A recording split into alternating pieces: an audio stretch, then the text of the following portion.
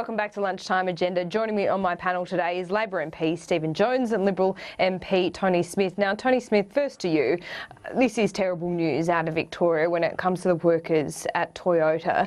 We have heard a lot of platitudes this morning on the doors of Parliament, in a number of press conferences, but what is the plan to create jobs and get these people that are going to be out of work in 2017 back into the workforce? Well, as you said, it is devastating news. It's not unsurprising news. I mean, I saw you ask former Premier Steve Bracks that question because the industry's been tracking this way for some years, a couple of decades really. But in terms of the future, the Prime Minister made the sensible point this morning.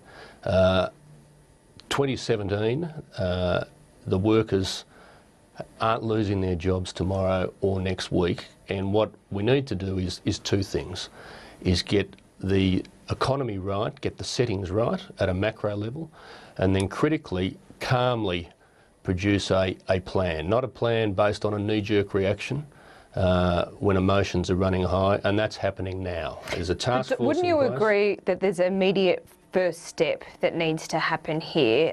Some guaranteed for workers, assistance package devised this afternoon, sure, but in the next 6 months, you say a task force? Well, there's work going on right now. Dennis Napthine, the Premier of Victoria, is either in Canberra or about to land.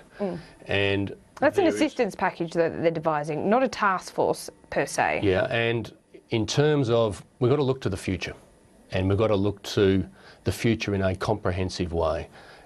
It's not a time for a government to say, look, we've got a difficult issue, we should just come up with something as soon as we can. That's not the way to do it. And the work is going on right now, and those workers can be assured of it. And they understand a lot about their industry. They've been living this, they've been saying farewell to fellow workers for a long time. Sales have been declining, but that work's going on now, and Ian McFarlane is working with the Prime Minister and a team right now. Stephen Jones, the workers would be well aware of where the industry has been tracking for some time. We've seen the reaction from the government. Can you really blame the government for the shutdown of Toyota when we have seen this ever since the Button review? What you can say is the behaviour didn't help. You had Joe Hockey goading the industry to effectively go offshore, and who could be surprised when they did exactly that? Now, I'm not saying the government is 100% to blame. They certainly are not. High Australian dollar, very different trading circumstances, but they certainly didn't help. Now, Tony says we've got to look to the future. Can't disagree with that, but let's not look past the people in the unemployment queue as you're looking to the future. We need a package of assistance in there right now. I come from a region that has seen industrial meltdown. Industries closed down. And unless you get it right, decades of economic turmoil. So they need a decisive action plan in place now, not just looking to the future, but jobs and assistance and retraining and economic stimulus in those regions right now. What we have seen in the Toyota statement as well, Tony, is the reference to the free trade agreement. Do you see the problems here with the one that was in the works with Japan, South Korea, earlier the United States? Was that a big problem? Were they not negotiated with the right provisions in place for the car industry? And this is under both governments. No, I agree with Steve Bracks on that point. I mean, we've got industries that export ready and ready to boost there, and you've got to. Was it wrong to concede the tariffs being brought down? No, I think when the Hawke and Keating government took that brave decision, difficult and brave, with the support of the opposition, it was important. Look, if you look now, I mean, I'll give Stephen one thing. Unlike some of his colleagues, he's saying we aren't. You know, he's got his political criticisms, but some of his colleagues are saying it's all the Abbott government's fault and a predictable, depressing political dialogue. And I've got to say, probably half the caucus believes that the other half's pretending.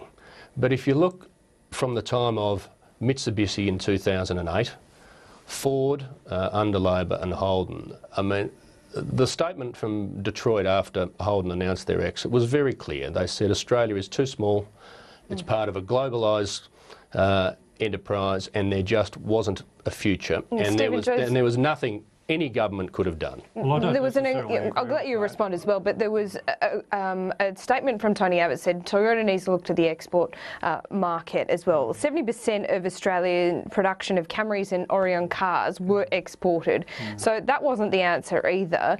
But when you look at the 3-year transition that perhaps these workers have, also at Ford and Holden, if Australians aren't buying these Ford and Holden cars, like the January sales for Ford were down, so they announced 300 redundancies earlier than thought. Can these industries that are already going in 2017 even stay that long? As Steve Bracks has said, the writing was on the wall for Toyota when Holden announced it was closing its books, because they need agglomeration. You need an economic ecosystem in the auto industry, and very difficult to sustain one company alone.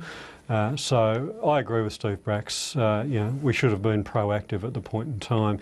We were handing out money to chocolate factories in Tasmania. Maybe if we dipped some of those cars in chocolate, they might have been more fundable. The previous government not addressed the issue of the high Australian dollar as much as they could. We tried to do what we could to work with the auto industry through very difficult trading conditions. You can't deny what's going on in the rest of the world, as the opposition tried to, or the government tried to when they were in opposition. You can't deny that, but you can try and do what you can, what is reasonable. And I'll just give you these two statistics.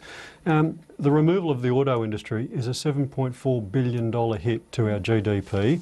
50,000 jobs in Victoria alone.